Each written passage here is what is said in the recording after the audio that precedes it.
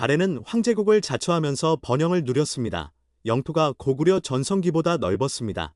당나라는 발해를 바다 동쪽에 발전한 나라라는 뜻의 해동성국이라 불렀습니다. 그런데 발해는 926년에 거란족의 침입을 받고 20여일 만에 멸망했습니다. 발해가 멸망한 후 발해인 9만 4천여 호, 약 47만 명이 거란으로 강제 이주를 당했습니다. 고려로 귀순한 발해인도 많았습니다. 대다수 발해인이 자신이 살던 땅을 떠났습니다. 발해는 역사에서 잊혀졌습니다. 발해가 갑자기 멸망한 원인은 미스터리로 남아있습니다. 그래서 내분설과 백두산 화산 폭발설 등 다양한 가설이 나옵니다.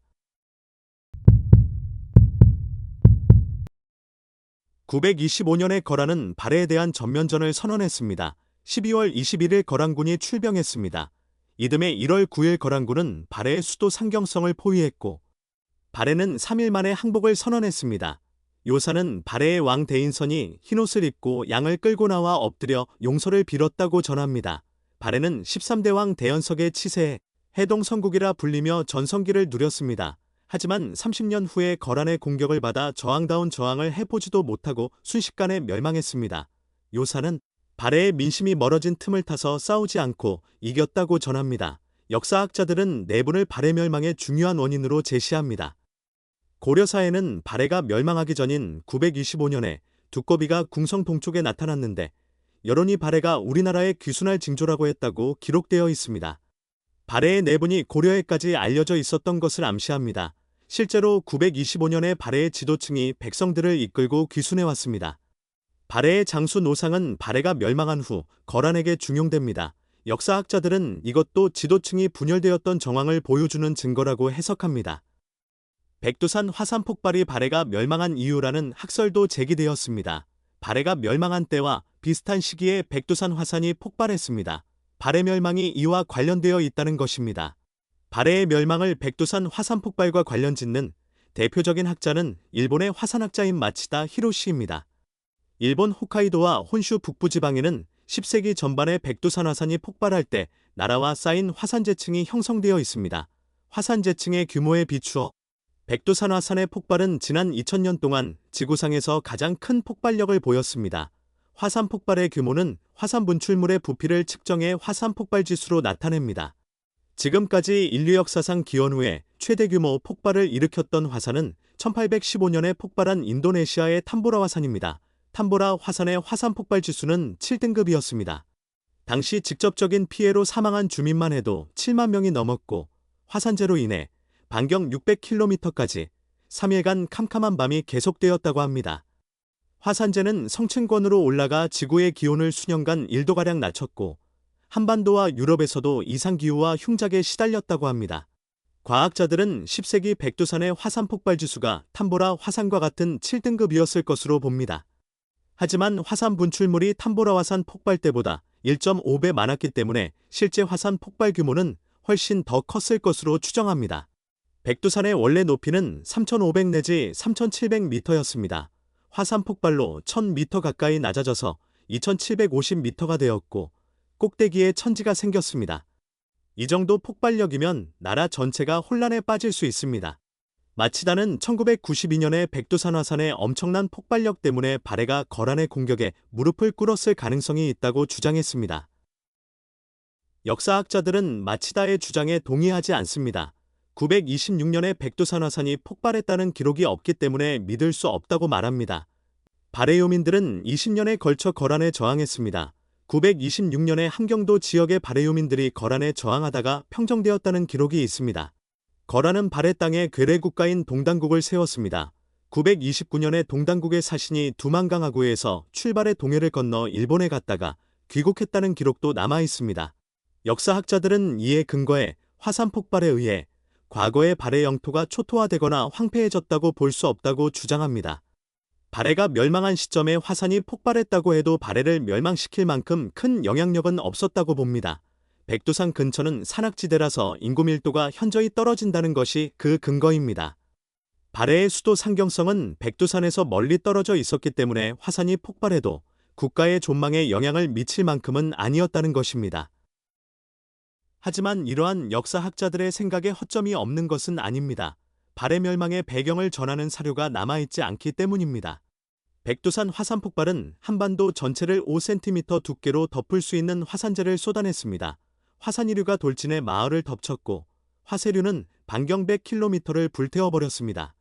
백두산 화산 폭발이 발해의 멸망에 아무 영향도 미치지 않았다고 단언하기 어렵습니다. 발해의 멸망을 백두산 화산 폭발과 관련시키기 위해서는 백두산 화산이 폭발한 정확한 시점을 찾아야 합니다. 지금까지 과학자들이 찾아낸 시점은 937년과 946년입니다. 백두산 화산 폭발의 시점을 특정할 수 있는 대표적인 방법은 탄소방사성 연대 측정법입니다. 화산이 폭발하면 화산재, 화산가스, 암석이 뒤섞인 화쇄류가 시속 150km의 속도로 산골짜기를 질주합니다. 나무들은 700에서 800도에 이르는 화쇄류에 휩쓸려 시꺼멓게 타버린 탄화목이 됩니다. 백두산 부근의 땅 속에는 많은 탄화목이 묻혀 있습니다. 탄화목의 탄소방사성 연대 측정법을 적용하면 백두산 화산 폭발이 언제 일어났는지 알 수 있습니다. 방사성탄소 연대 전문가 나카무라 도시오는 2002년에 탄화목의 가장 바깥에 있는 껍데기의 연대가 937년이라는 결과를 얻었습니다. 2017년에 영국 케임브리지대 교수 오펜하이머는 백두산 화산 폭발이 946년에 일어났다고 추정했습니다. 오펜하이머는 백두산에서 잎갈나무 탄화목을 발견했습니다. 775년에 태양흑점이 폭발하면서 발생한 방사선이 지구상의 나무들의 흔적을 남겼습니다. 잎갈나무 탄화목에도 775년 방사선의 흔적이 남아 있었습니다.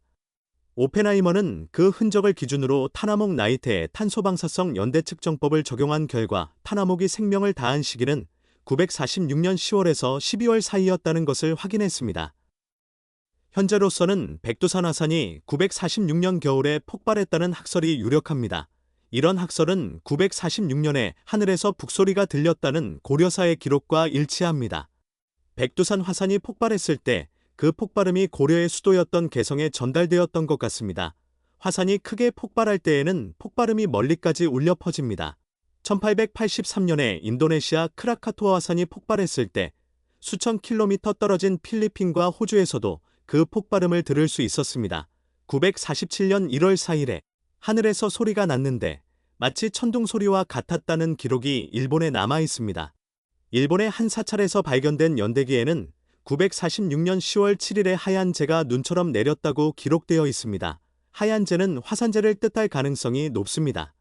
이런 기록들을 바탕으로 백두산 화산 폭발이 946년 11월에서 이듬해 2월에 걸쳐 일어났다고 주장하는 학자들도 있습니다. 946년 11월 백두산 화산이 분화를 시작했고 947년 2월에 거대한 화쇄류 분화를 일으켰다는 것입니다. 946년에 백두산 화산이 폭발했다면 화산 폭발은 발해 멸망의 직접적인 원인이 아닙니다. 발해는 926년에 멸망했습니다. 백두산 화산은 발해가 멸망한 후 20년이 지나서 폭발했습니다. 그러나 발해 멸망이 백두산 화산 폭발과 아무 상관이 없었다고 결론을 내리기엔 아직 이릅니다. 소원주 박사가 2010년에 발간한 백두산 대폭발의 비밀을 살펴보겠습니다. 소원주 박사는 백두산 화산이 946년 이전에 한 차례 더 폭발했을 가능성을 제기했습니다. 백두산 북쪽 기슭에는 10세기 중반의 화산 폭발 때 발생한 화산 분출물과 구별되는 또 다른 화산 분출물로 이뤄진 지층이 존재한다는 것입니다. 이 지층의 화산 분출물은 10세기 중반의 화산 분출물과 비교할 때 화학적 조성의 차이가 있습니다. 따라서 그 출처가 되는 마그마방이 다릅니다. 이 화산 분출물을 분화시킨 화산 폭발은 10세기 중반보다 이른 시기에 일어났습니다. 따라서 이른 시기에 화산 폭발이 발해 멸망에 영향을 미쳤을 가능성을 배제할 수 없습니다. 소원주 박사는 백두산 화산이 폭발하기 전의 전조현상에도 주목합니다. 화산 폭발을 앞두고 여러 해 전부터 마그마가 천지의 물과 만나 수증기가 폭발하는 전조현상이 있었을 것입니다. 이런 전조현상은 발해인들의 심리에 충격을 주었을 것입니다. 고려사는 발해가 멸망하기 전에 발해인들이 고려에 귀순했다고 전합니다. 925년 9월 발해의 장군 신덕 등 500명이 귀순했고 이어서 발해의 예부경 대화균 등이 백성 백호와 함께 귀순했다. 925년 10월 발해의 장군 모두간 등이 백성 천호와 함께 귀순했다. 발해가 멸망하기 전에 발해의 지도층은 왜 백성들을 이끌고 고려로 귀순했을까요? 화산 폭발의 전조현상 때문이었을 가능성을 배제할 수 없습니다. 925년 백두산이 한 차례 더 폭발했을 가능성도 있습니다. 발해가 허망하게 멸망한 원인은 확실하지 않습니다.